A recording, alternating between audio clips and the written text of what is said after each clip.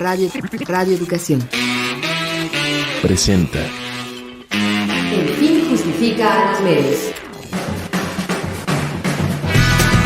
De las rotativas a la fibra óptica. Radio, prensa, televisión, internet. El fin justifica a los medios. Expresiones mediáticas contemporáneas. Hola, ¿qué tal, amigas, amigos? Qué bueno que están en sintonía con esta revista radiofónica dedicada a la comunicación. Les saludo con mucho gusto, Graciela Ramírez, en compañía de mi querido José Ángel Domínguez y de todo el equipo de producción de esta serie. ¿Qué tal, Graciela, amigas, amigos? Como siempre, es un placer saludarlos, darles la más cordial bienvenida a una emisión más de su programa El fin justifica a los medios, siempre con temas que esperamos sean de su interés. Así es, y hoy vamos a presentarles un reportaje sobre el encuentro de la Asociación Mexicana de Investigadores de la Comunicación este 2024, un evento muy importante en el que El fin justifica a los medios recibió un reconocimiento por sus 35 años al aire. ¿Cómo ves, José Ángel? Pues muy contento, mi querida Graciela, y creo que es un reconocimiento muy merecido a la labor del programa y a tu labor, por supuesto. Hay que decir además que la Asociación Mexicana de Investigadores de la Comunicación también reconoció el trabajo de sus expresidentes, de algunos investigadores e investigadoras que han dado grandes aportaciones al ámbito de la comunicación. Sí, fue un evento muy interesante porque estuvieron ahí, pues la mayoría de los grandes comunicólogos de este país, una generación que pues fundó la Asociación Mexicana de Investigadores de la Comunicación y que la sigue manteniendo viva. Y pues en este encuentro de la MIC se abordó el tema de la inteligencia artificial y los procesos comunicativos. Esto desde las prácticas innovadoras hasta sus dimensiones éticas y de carácter legal. Un encuentro en el que quienes investigan la inteligencia artificial, la resistencia, la solidaridad y la esperanza, pues fueron los protagonistas. También le presentaremos un resumen de la charla con María de Lourdes Garzón Mendoza. Ella es clasificadora de archivos sonoros, asistente de producción, guionista, sindicalista. Esta conversación se da en el espacio 50 Radio, un espacio que hemos creado para celebrar los 50 años de trabajo ininterrumpidos de Graciela Ramírez en Radio Educación. Y como cada programa, también tenemos para usted un resumen con las noticias de comunicación, las más importantes de la semana. Le invitamos a quedarse y a participar aquí en El fin justifica a los medios.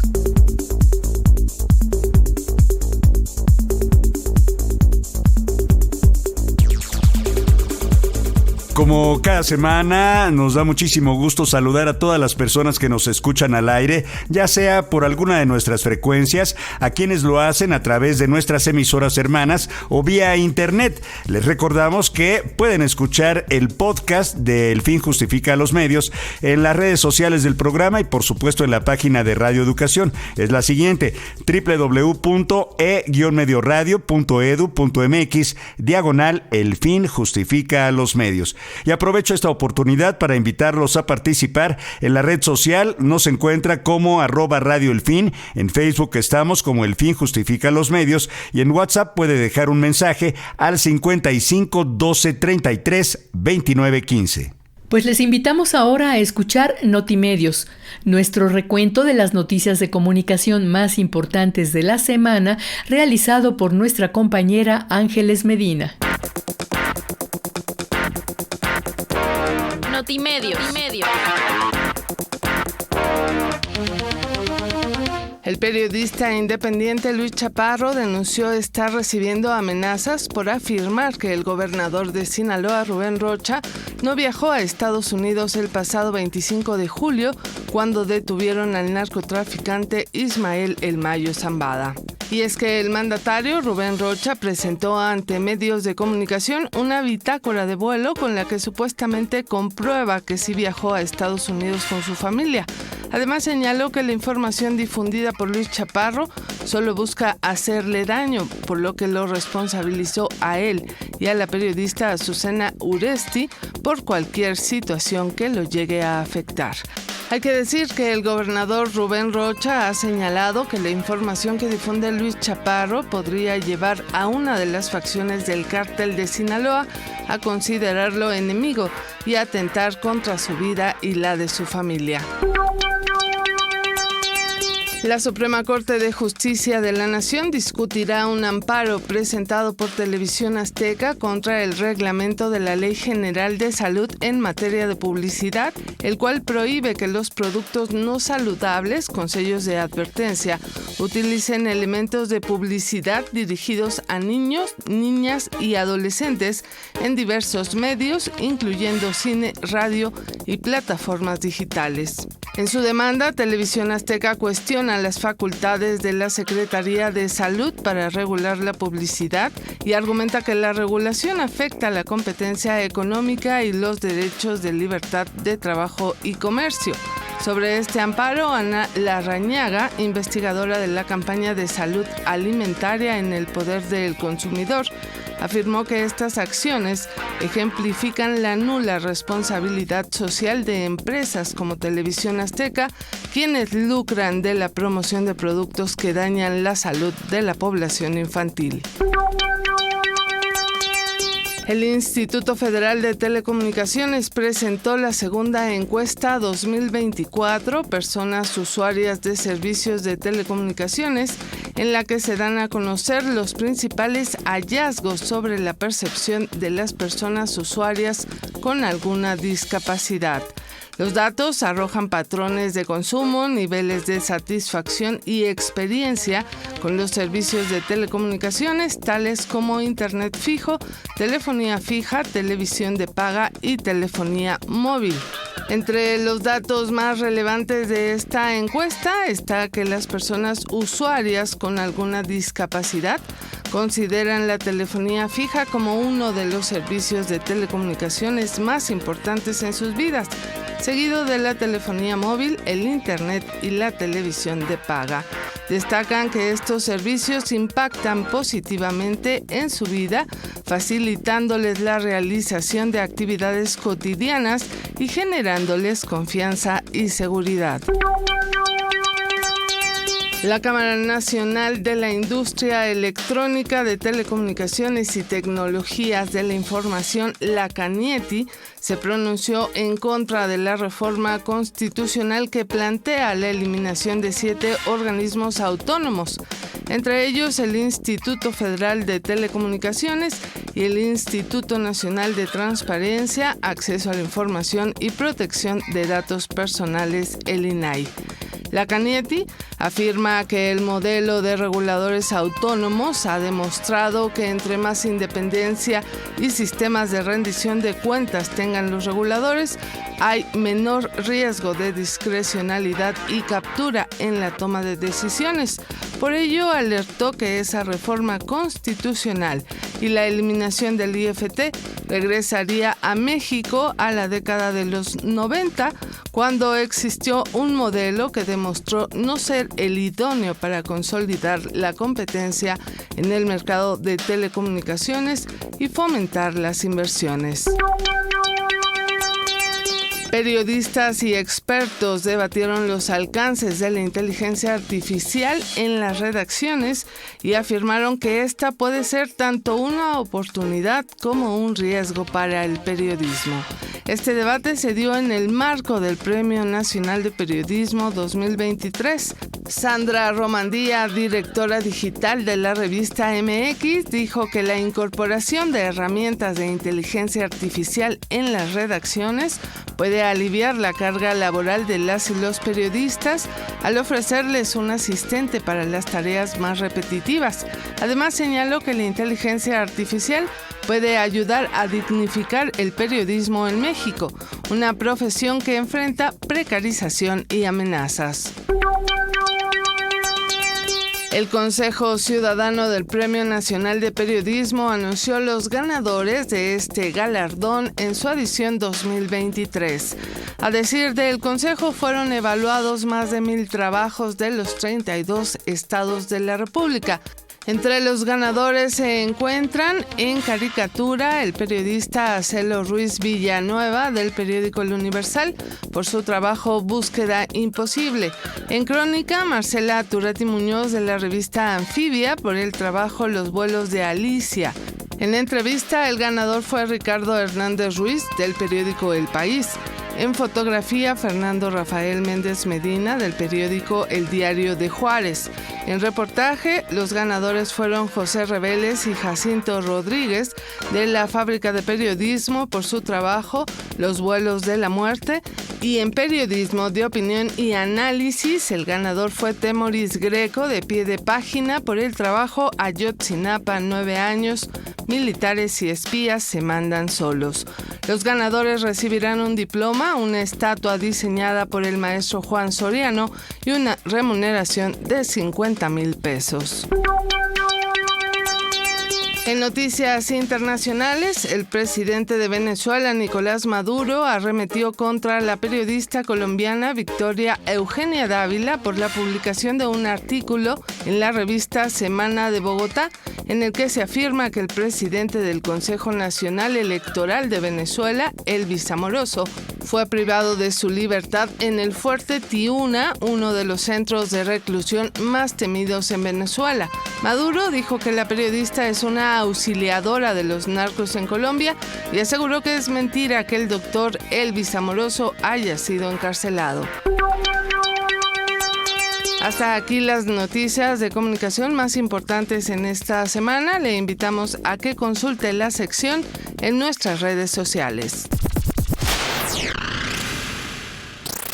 Ojalá y ustedes atiendan a la invitación para consultar Notimedios en nuestras redes sociales y estar muy bien informados en torno a lo que sucede en el mundo de la comunicación. Les agradecemos a todas las personas que nos han dejado un mensaje, un comentario, una crítica, una opinión en la red social X en @Radio El Fin, en Facebook nos encuentra como El Fin Justifica los Medios y el número de WhatsApp al cual puede dejar un mensaje es el 55 12 33 29 15. A continuación vamos a escuchar el reportaje que preparó nuestra compañera Alexia Cervantes sobre el Encuentro Nacional e Internacional de la Asociación Mexicana de Investigadores de la Comunicación, el cual se celebró del 9 al 11 de octubre en el estado de Puebla. Escuchemos. El reportaje. Con la presencia de más de 300 estudiosos de la comunicación, se llevó a cabo el 35º Encuentro Nacional e Internacional de la Asociación Mexicana de Investigadores de la Comunicación, la AMIC, que en esta ocasión tuvo lugar en la Universidad Autónoma del Estado de Puebla. El evento se llevó a cabo del 9 al 11 de octubre y durante el primer día de actividades se dio a conocer un acuerdo de la AMIC con el Centro Internacional de Estudios Superiores de Comunicación para América Latina, CIESPAL, para capacitación, investigación conjunta y desarrollo de proyectos editoriales. Pero a detalle, ¿qué es y qué hace la AMIC?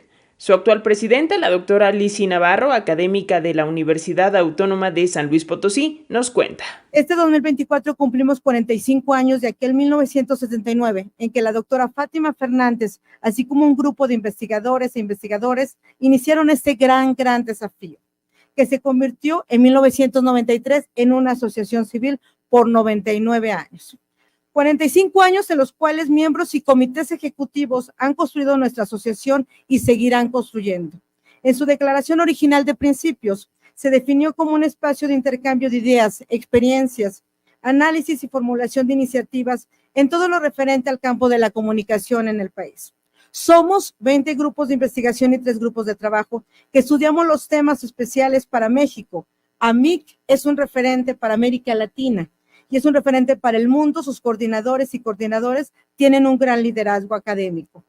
El campo de la comunicación es el objeto de estudio.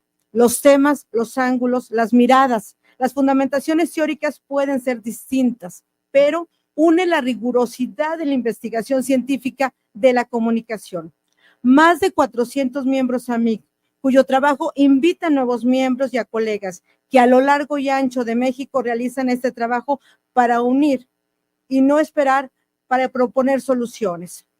Aún la investigación científica con resultados más críticos es para dar diagnósticos que permitan mejorar situaciones en donde la comunicación es esencial. La investigación de la comunicación, tanto la básica como la aplicada, es muy importante para la sociedad y no se puede esperar en ello. AMIC es una asociación civil que representa la comunicación protagonista no en el hoy, no con la inteligencia artificial solamente, que es el tema que nos compete, al cual debemos este encuentro como tal. No, sino desde la existencia propia del ser humano. Dicho esto, la doctora Fátima Fernández, fundadora y primera presidenta de la Asociación Mexicana de Investigadores de la Comunicación, tomó el micrófono para recordar la historia de la AMIC. En el Comité Ejecutivo 79-80 hubo pleno acuerdo en hacer crecer una asociación que agrupara a los investigadores del país sin importar el tipo de institución al que pertenecían. La empresa Televisa tenía entonces un departamento de investigación y solicitó la entrada a la AMIC. Bienvenidos, dijimos todos, bienvenidos. Pero, al echar a andar el plan de trabajo, surgieron brutales diferencias. Había respeto entre todos y buen ánimo, pero no lográbamos acuerdos en el cómo arrancar. No mirábamos desde el mismo ángulo las tareas inmediatas ni el plan de trabajo. Tuvimos que plantear la gran pregunta. Y digo la gran pregunta porque subsiste. AMIC, ¿para qué? ¿Para qué nos esforzamos en fundar una asociación? Nuestros pasados y nuestras personalidades resultaron muy variadas. La respuesta al para qué de esta asociación no hallaba consenso. Vimos otras batallas de este tipo en aquellos años. Sorteamos casi todas. Las décadas corrieron. Los cambios que hemos vivido en la AMIC, en la academia, en el país, han sido enormes. Entonces, la pregunta de AMIC ¿para qué? Yo creo que subsiste. Yo creo, es mío, que hay que hacer modificaciones. Estamos acostumbrados a inscribir nuestra ponencia, a registrarla, a que se publique, a recibir, la constancia, llevarla a la institución, y de repente nos desentendemos de todo lo otro, de todo lo que importa, y hay cosas aquí que deberían oír todos. La pregunta sería, venir en este formato, con todos sus méritos, con todos sus logros, con todos sus beneficios, ¿sería lo único que queremos? Tenemos a nuestro alcance algo mayor. La comunicación es la piedra angular para rescatar nuestro convulsionado planeta. Y en este mismo sentido, la maestra Beatriz Solís, académica de la Universidad Autónoma Metropolitana y exdefensora de las audiencias de radioeducación, llamó a las y a los investigadores de la comunicación a realizar investigaciones que tengan repercusiones reales en la sociedad. Así como Fátima ha mencionado la pregunta de AMIC ¿para qué? Yo siempre me pregunto, ¿la investigación para qué? Y yo creo que en los primeros momentos que reaccionamos para estar presentes e incidir en el escenario y en el entorno que nos tocaba de manera directa, como era el tema del derecho a la información. Y yo sí creo que la investigación tiene que ser un instrumento fundamental para consolidar, diagnosticar, sistematizar información, para generar argumentos, para incidir en el campo y para incidir en el entorno público, para incidir en las reglas del juego en el que estamos metidos y estamos jugando. Y yo sí creo que sí tenemos que preguntarnos cada vez que nos sentamos a definir un tema de investigación, ¿para qué? ¿Para quién? ¿Para incidir en qué? ¿Para modificar qué? ¿Para sustentar o argumentar qué? Para que nuestro trabajo siga teniendo una repercusión precisamente en este entorno que algunos llaman este ecosistema mediático, pero que no nada más es mediático. Yo coincido con la necesaria interdisciplina, que yo a veces le llamo la indisciplina necesaria en la comunicación. No encerrarnos en una sola, sino abrirnos al conocimiento, porque los seres humanos somos integrales. Por su parte, la doctora Alma Rosa Alba de la Selva, académica de la Facultad de Ciencias Políticas y Sociales de la UNAM, enunció 5 puntos para repensar el futuro de esta organización de investigadoras e investigadores de la comunicación. Y mencionaré 5 puntos que para mí serían una suerte de itinerarios de nuestra asociación. Entonces, pues rápidamente diríamos que necesitamos recuperar las reflexiones de alcance sobre los temas y fenómenos de la comunicación. Necesitamos considerar la coyuntura, pero ir más allá de la coyuntura y reforzar la profundidad de nuestros análisis. Otro punto sería rescatar la perspectiva histórica en nuestras investigaciones. De repente, la perspectiva histórica se convierte en apenas un capítulo de contexto, o a veces no es un capítulo en nuestras investigaciones, es bastante menos, y considero que la historia, la filosofía, tienen mucho que ver, todo que ver con la comunicación. Luego, otro punto, recuperar el pensamiento crítico y su visión transformadora. En nuestra asociación, durante muchos años, el pensamiento crítico fue lo que permeó nuestros marcos de análisis, y considero que la hemos ido perdiendo, quizás por inercias de investigación, quizás por las exigencias de nuestras instituciones, pero hoy el pensamiento crítico lo tenemos que aplicar, quizás hoy más que nunca. Otro punto sería el de trabajar en agendas de investigación, no solo para tener muy presente el registro actual, sino para tener una visión prospectiva, qué es lo que viene. Como investigadores de ciencias sociales, tenemos capacidad, tenemos herramientas teóricas, herramientas metodológicas, y en estos tiempos de la inteligencia artificial, pues tenemos más herramientas. Entonces podemos mirar prospectivamente y anticiparnos en cierta medida a los fenómenos que vienen, y no hacer solo el registro, sino ir más allá. Y por último, el tema de la incidencia social. Coincido aquí con los colegas, ¿no?, que una de las mayores aportaciones de esta asociación ha sido el de contribuir al cambio social, porque sabemos que este campo académico, profesional y de la realidad es dinámico, cambiante, y nos plantea muchos retos continuamente.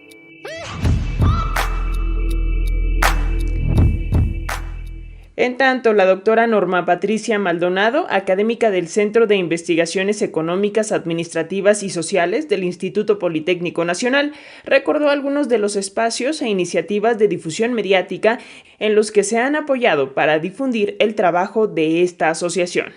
Otra cuestión, empezamos a hacer una especie de revista digital en donde hablábamos, el doctor fulanito de tal ya subió de SNI 1 a SNI 2, tuvo este reconocimiento, las publicaciones que se tenían, los congresos, entonces pues se iba utilizando estas, entre comillas, nuevas herramientas.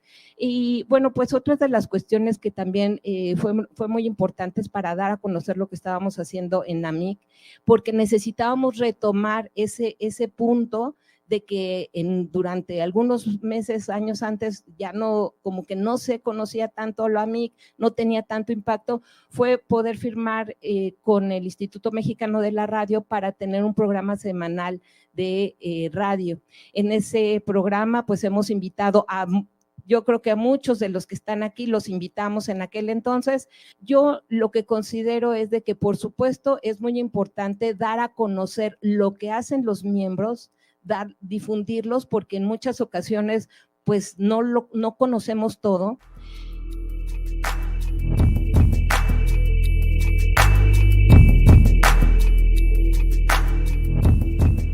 Cabe mencionar que esta Asociación Mexicana de Investigadores de la Comunicación entregó reconocimientos a sus miembros fundadores, a quienes han integrado los comités directivos y también a medios de comunicación y programas que han contribuido a la visibilización de los temas de comunicación. Entre ellos, por supuesto, fue reconocido este programa, El fin justifica a los medios, que produce Graciela Ramírez, espacio radiofónico pionero en el análisis de los medios desde los propios medios. medios. También fue reconocido el programa televisivo de TV UNAM Media 20.1 que conduce Gabriel Sosa Plata, así como la revista Zócalo que encabeza Carlos Padilla. Todas las mesas de este encuentro y otros materiales de la Asociación Mexicana de Investigadores de la Comunicación los pueden encontrar en el canal de YouTube Difusión AMIC. Para El Fin Justifica los Medios, Alexia Cervantes.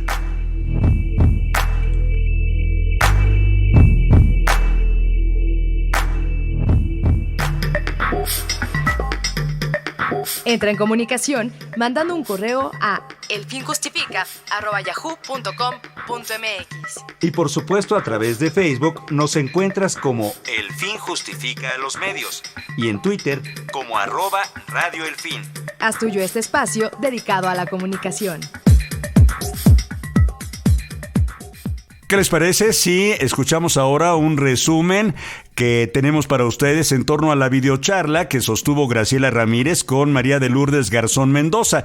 Ella es clasificadora de archivos sonoros, es asistente de producción, es sindicalista destacada aquí en Radio Educación y bueno, pues esto es el espacio 50 Radio, un espacio que se creó en donde celebramos los más recientes 50 años de este centenario de Radio Educación y en particular el trabajo de nuestra querida compañera y productora Graciela Ramírez. Estas charlas, les quiero decir, se pueden ver y escuchar completas en nuestras redes sociales y a partir de hoy a las 6 de la tarde se puede ver el video con la charla completa en nuestra cuenta de Facebook.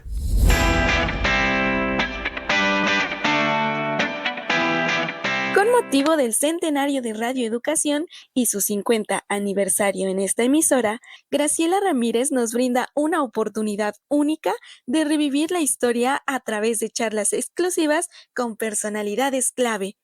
En este episodio nos acompaña Lourdes Garzón, secretaria de Trabajo y Conflictos del CINTE y clasificadora de archivos sonoros en Radio Educación, una mujer que fue y es pieza importante dentro de esta emisora. Escuchémosla. En radio, bueno, los productores, los locutores, los programadores musicales, los ingenieros de estación, los de planta de transmisión, los compañeros de fonoteca, pues forman esta parte del área sustantiva, ¿no?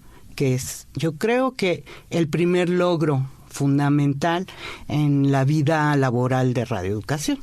Así es. Parece que es el primer gran acierto que hubo para que se maneje y se conserve la emisora hasta nuestros días, ¿no? Así es.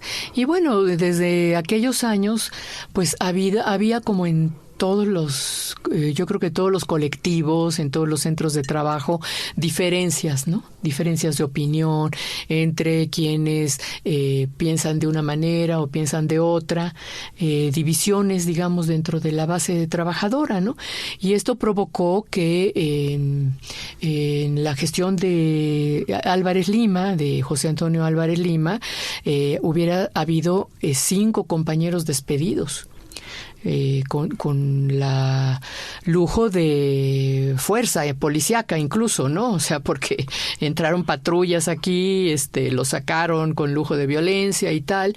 Y luego un poco más adelante, en 1984, ya con la administración de Héctor Murillo Cruz, también está despedido Felipe Oropesa, que era secretario de Trabajo y Conflictos y que era pues el eminente virtual secretario general del siguiente comité y pues aprovecha la dirección para cortarle cabeza, ¿no?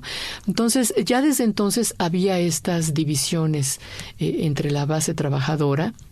Y sin embargo, lo que creo que siempre ha habido es como compromiso con la estación, ¿no? Esta idea de defender a la estación como un medio público, evitando que se desvirtuara, ¿no? Porque en el momento en que ya también la estación empieza a llamar más la atención de parte de los partidos políticos, cumple esta función, digamos, de apertura, ¿no? Después de Echeverría, López Portillo, una apertura en donde aparentemente todas las voces disidentes tienen cabida aquí, y luego entra los priistas como a querer tomar la estación y oficializarla, y ahí es donde se topan pues con una oposición muy férrea de parte de los trabajadores, y con Murillo Cruz, que incluso trata de comercializar a la estación, de meter anuncios comerciales, y también se topa con una férrea oposición de parte de los trabajadores. Yo creo que esa es la virtud de los trabajadores de radioeducación, independientemente de que ahora, en qué sindicato puedas estar, la institución es el principal objetivo, que se mantenga, que podamos continuar trabajando. Y una de las máximas es, si la institución está bien, obviamente los trabajadores vamos a estar bien, ¿no?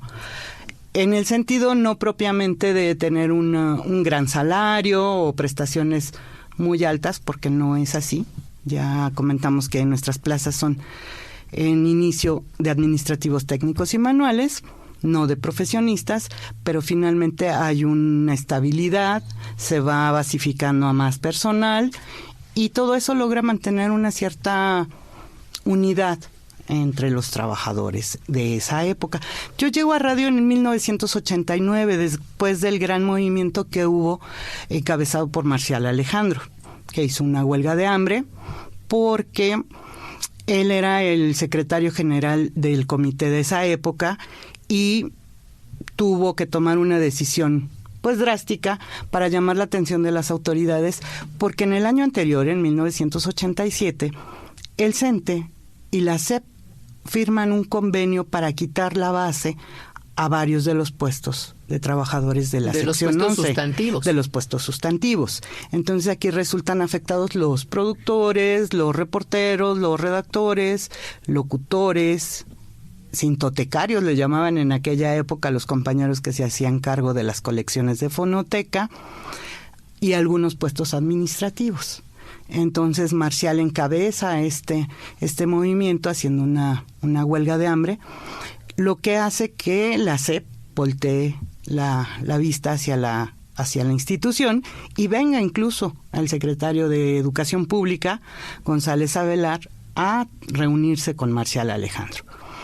Esto provoca una mesa de negociación con los dirigentes de aquella época del comité, y se establece esta mesa para tratar de rescatar el asunto de los puestos de base, que te dan pues la estabilidad, no te pueden perder la confianza, como si es en el caso de tener un puesto de confianza, que básicamente es el que maneja valores económicos, monetarios, ¿no?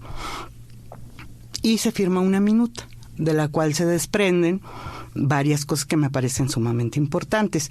Entre ellas es que se regrese el origen a los puestos de base, las normas específicas que regulan las relaciones de trabajo en radioeducación y el comité técnico, e incluso se plantea el reglamento de una subcomisión de admisión que hasta ese momento no operaba en radioeducación. Entonces me parece que es uno de los grandes momentos en la vida sindical de radioeducación. Y yo llego en el siguiente comité, ya encabezado por Isidro Pérez, que tiene que dar continuidad a todos estos puntos que se plantearon. En el comité de Isidro trabajamos de manera afanosa, yo como secretaria y ustedes como representantes sindicales, pero además haciendo las propuestas, viendo cuáles son las que convienen, siempre de la mano del asesor legal, el licenciado Arturo Alcalde, que nos reuníamos en casa de algunos compañeros, a veces aquí, pero se logra realizar el primer reglamento, que son las normas específicas, donde se definen los puestos de trabajo de radioeducación, donde se define la comisión en ese tiempo era subcomisión, se llamaba subcomisión, para regular los ingresos a la emisora que cumplan con el perfil que eso es algo que en ninguna parte de la Secretaría de Educación Pública en este ámbito de cultura se daba. Eso es muy importante, Lulú, porque estamos hablando de que se acostumbraba en la Secretaría de Educación Pública, como en otras secretarías, a que los puestos se ocupaban porque se heredaban las plazas a familiares o a amigos, y que pues el sindicato decidía quién entraba a ocupar esos puestos sin que hubiese un cumplimiento de un perfil, ¿no? De grados académicos o de experiencia laboral, aptitudes. Y aquí nosotros pues nos negamos desde un principio a que eso sucediera. De esa manera se establece esta subcomisión de admisión con la idea de que quien entre a ocupar estos puestos pase por un examen en donde demuestre tener la formación, las habilidades y la capacidad para poder cumplir con estas tareas, ¿no? Claro, porque además son tareas específicas. No es lo mismo hacer locución que puedas pasar de un puesto administrativo, por ejemplo. Sí, o sea, son especializados. Son muy especializados. Estamos hablando que tenías la formación académica, que tenías la experiencia, que tenías todo el conocimiento para poder realizar esa función en específico, a diferencia, como comentábamos, de otras instituciones donde siguen cargando ese gran problema. No hay profesionalización. En cambio, aquí sí. Desde el inicio que se planteó esta situación, la subcomisión ha tenido un papel muy importante en el ingreso de los trabajadores. Y hasta la fecha. Y hasta la fecha. Entonces, uno de los grandes aciertos ha sido la subcomisión de admisión, derivado de las normas específicas. Y finalmente, otra de las cuestiones que también contienen las normas específicas es la definición de los puestos, porque en la gran mayoría de los puestos de SEP no se tenían ese tipo de profesiogramas. Eso se consiguieron después, pero nosotros ya los teníamos especificados en las normas que se estuvieron trabajando durante el 89 y fueron publicadas en el 90 por parte de Conaculta ya, porque además pasó de ser radioeducación parte de una subdirección, era una subdirección o una subsecretaría, más bien, de una subsecretaría, pasa a ser parte del Consejo Nacional para la Cultura y las Artes en una situación muy complicada, porque radioeducación es un órgano desconcentrado y el Consejo era un órgano desconcentrado. Que ese carácter de órgano desconcentrado se lo dio Miguel Ángel Granados Chapa. Sí, él logra conseguir que se determine que es un órgano desconcentrado y no una dirección general. Esta conversación aún continúa. Accede a nuestra página de Facebook, El Fin Justifica a los Medios, para escuchar esta charla completa, en donde podrás seguir descubriendo esta interesante conversación que tuvo nuestra productora Graciela Ramírez con Lourdes Garzón. Que siempre se ha considerado que radioeducación es personal de apoyo y no se nos ha considerado como profesionales de la radio pública además, ¿no? En ese sentido, dentro del catálogo institucional de puestos tenemos categorías pues realmente muy bajas, ¿no? Hay niveles 21, que son las secretarias de apoyo, el personal que hacía fotocopiado en aquellas épocas, los vigilantes, el personal de limpieza que había, ahora ya no lo hay, choferes incluso. Esa era la plaza 21, había plazas 25, creo que la más alta era los 25, que eran productores, que eran locutores, y después en esta reconversión o retabulación vamos hasta los niveles más altos, pero los más altos que tiene la administración pública para el personal de apoyo. Entonces es el 27. Teniendo plazas que su realidad económica no corresponde a las funciones y a la responsabilidad que se tiene en el manejo de todo tipo de trabajo que se hace aquí. ¿De qué estamos hablando? Estamos hablando sueldos Estamos hablando de sueldos en promedio de 10,000 pesos, el más alto en radioeducación. Y el sueldo quiere decir que está contenido en tu 07, que es el concepto de salario base, que es de 8,880 pesos más algunas compensaciones. Decía algún director que hace un poco tiempo se fue de la emisora, que no era cierto que ganáramos tal cantidad. No, sí es cierto. Desafortunadamente, el hecho de que tengas algunas compensaciones no quiere decir que con eso te vas a jubilar. Entonces, hay puestos y salarios que no corresponden a la realidad, ¿no? Con 8,000 pesos tú no mantienes a una familia. 8,000 pesos mensuales, hay que decir. Mensuales, sí, que ese es el 0,7. Y si tú te vas jubilado en este momento, te vas con tus 8,884 pesos, ¿no? Sin embargo, nosotros siempre hemos deseado la equiparación con el modelo de educación superior. Es algo que propusimos desde que se creó.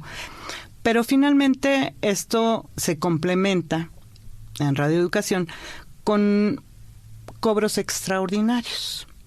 La gente dirá, qué mal, pero es la única forma que se ha logrado en la administración de la emisora, no solo paliar un poco el asunto de los bajos salarios, sino continuar con la producción. Originalmente las órdenes de trabajo se crean para poder hacer o continuar con el flujo de la producción, porque los puestos de base no se tienen todos los rubros que requiere la producción. No tiene guionistas, no hay musicalizadores, no hay efectistas, actores, solo los locutores, pero no siempre es suficiente para el tipo de producción que se hace o se requiere en la emisora.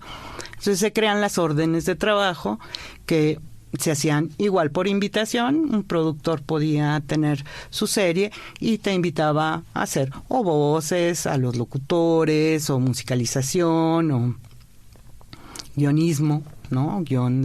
En temas específicos realmente, y poder ir cambiando a los equipos de trabajo. Más adelante, como una excepción, incluso autorizada por Hacienda en esos años. Después se fue complicando ya tanto la situación que era imposible manejar este tipo de pagos. Porque habría que aclarar aquí que la misma ley prohibía que quien tuviera plaza de base pudiera cobrar con recibo de honorarios. Eso no se permitía. Sin embargo, aquí, como una excepción, se permitió que trabajadores con plaza de base cobraran el trabajo extra de esa manera. Sí. Y durante muchos años estuvimos cobrando así. Sí, ahora, mucho. Eso era un parche, digamos, ¿no? O sea, la administración, al no poder resolver el problema de fondo, que era que tendrían que habernos dado plazas con un nivel salarial adecuado a nuestras funciones para poder cubrir todas las necesidades de producción de la emisora, tuvieron que hacer esto de bueno, ok, si tu plaza es así de chiquita, entonces pues por esa plaza haces nada más un programa, pero si ya necesito que hagas otro programa y otro programa más, ese ya te lo pago aparte. Y ese pago aparte es el que se hizo durante muchos años, entregando recibo de honorarios aquí mismo, sí. Y que posteriormente, ya más recientemente, en la administración de Tenorio Muñoz Cota, se logra pues regularizar de manera que ya se mete como una compensación dentro del cheque federal, ¿no? Sí, más que una compensación es un pago extraordinario por trabajo extraordinario, pero que ya está regulado por Hacienda con tabuladores específicos y que sí se pueden pagar por capítulo 1000. Porque antes por recibo de honorarios nos los pagaban por capítulo 3000, que es toda una cuestión administrativa que a veces nos metían mucho más conflicto, ¿no? Entonces Antonio tuvo la sensibilidad, y yo creo que él atinadamente hacer toda esta gestión, y se logró concretar en un documento autorizado por Hacienda que tiene tabuladores específicos para cada una de las cuestiones que se hacen. Hay algunos trabajos administrativos, pero sobre todo tiene que ver para el buen desarrollo de la producción. Y en ese sentido están, por ejemplo, las transmisiones foráneas, cuando van a Tlacotalpan, cuando van al Cervantino, ¿no? A Bellas Artes, que, bueno, algunas son foráneas y otras son locales, que tienen ahí una diferencia de 30 pesos, 20 pesos. Los tabuladores realmente están muy castigados también, no han subido en los últimos 15 años, ¿no? Cobramos, por una producción se cobran 743 pesos. El productor por un programa de 1 hora cobra 700 pesos y de ahí para abajo, ¿no? O sea, el asistente cobra 403 pesos, ¿no? Las voces 500, el musicalizador o el reportero 500. Realmente son tabuladores bajos, igual que las plazas, respecto a la función que se realiza. Pero finalmente se logró establecer este asunto, que no son los pagos que haces por el trabajo que realizas. O sea, no te pagan si tú no haces algún programa, alguna función, si no haces digitalización o no estás en un turno extra o haces un programa como locutor o productor o musicalizador. O sea, si no haces el trabajo, no te lo pagan. Lo cual quiere decir también que, por ejemplo, o sea, no tienes vacaciones, porque tienes que hacer los programas hasta de las vacaciones, que si te enfermas o te operan o pides un permiso por la plaza, pues lo que es extra, eso de todos modos lo tienes que hacer porque si no, no te lo pagan. Si tú tienes una licencia médica, no puedes hacer el trabajo extraordinario, porque ahí hay una situación administrativa que no te lo permite. Pero entonces tú dejas de percibir ese dinero. Eso es... O tienes que seguir trabajando aunque estés en la cama del hospital, ¿no? Ocurre, ¿no? Sí. Ocurre. Yo creo que es una de las grandes desventajas que tenemos como trabajadores, que hay una gran mayoría del personal de la emisora que cobra o hace trabajo extraordinario. Son más de 100 de la plantilla laboral, que somos 160, en teoría, porque además ahorita hay muchas plazas desocupadas. Desafortunadamente ha habido bajas, tanto por jubilación como por defunciones. En una plantilla de personal tan pequeña como la nuestra, sí se siente cuando alguien falta. ¿Por qué? Porque es todo un proceso de trabajo en equipo. Eso es algo que así se está diseñado y así ha ocurrido durante todos estos años.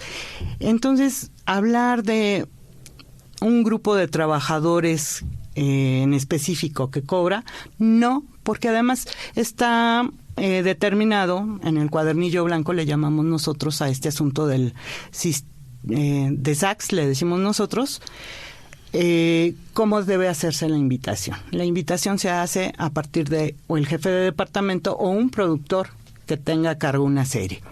Entonces, son invitaciones que a veces se hacen de manera general en las áreas, cuando son trabajos de las áreas, o en específico cuando es por parte de los productores. Para el caso de los trabajadores de base, no es así con los compañeros que colaboran en las series, ¿no? Que también sus tabuladores pues son los mismos y desafortunadamente... Que ellos sí están por recibo, ¿no?, de honorarios. Ellos son sí tienen prestadores de servicios profesionales. Que hay que mencionar entre paréntesis que en los últimos años ya se les ha tratado como proveedores del gobierno federal y están sujetos a una forma serie de condiciones muy tortuosa para la contratación. Ajá. Tortuosa, tardada y bueno, no es...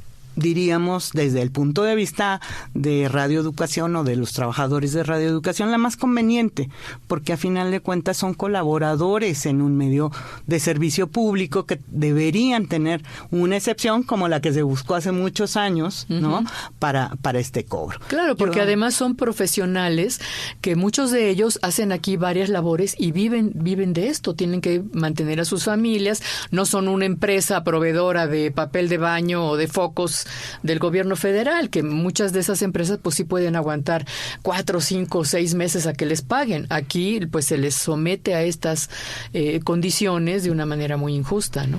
Es injusta, pero además es adversa, porque finalmente lo que tendríamos que tener en la emisora pues es que fluya esto de una manera constante, que no tengan que padecer que no se les paga los últimos meses del año y los primeros del siguiente, y si hay cambio de administración y hay cambio de normas, pues entonces se vuelve también tortuoso y francamente fastidioso.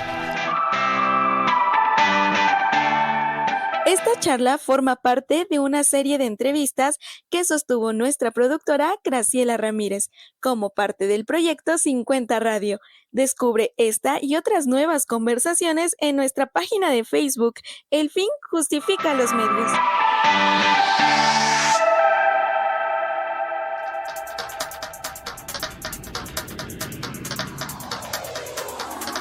Les recordamos que la videocharla completa la pueden escuchar a partir de este jueves 17 de octubre a las 6 de la tarde en nuestras redes sociales. En Facebook nos encuentran como El fin justifica a los medios. Les agradecemos su compañía y los esperamos la próxima semana. Hasta la próxima.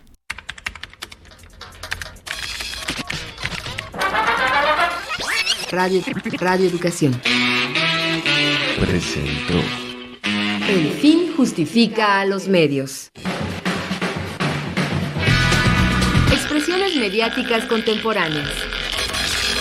El fin justifica a los medios. Trabajamos para usted Guillermo Lagarda, Alexia Cervantes, Karen Sanabria, Lisbeth García, Ángeles Medina y José Ángel Domínguez en una producción de Graciela Ramírez para Radio Educación.